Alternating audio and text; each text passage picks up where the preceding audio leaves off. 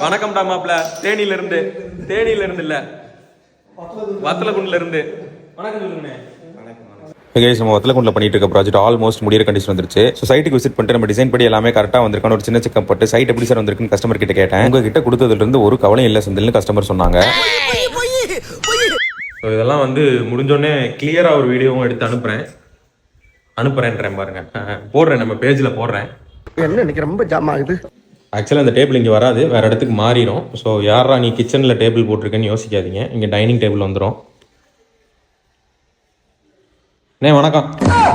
ஐயோ மீண்டும் மீண்டும் வணக்கம் சொல்லுங்க. வணக்கம். ஸோ நான் வத்தலகுண்டு சைட்டுக்கு வந்தேன்னா நம்ம ஊருக்கு போகாமல் போகிறதில்ல. அங்கேருந்து கரெக்டாக 50 கிலோமீட்டர்ஸ் தான்.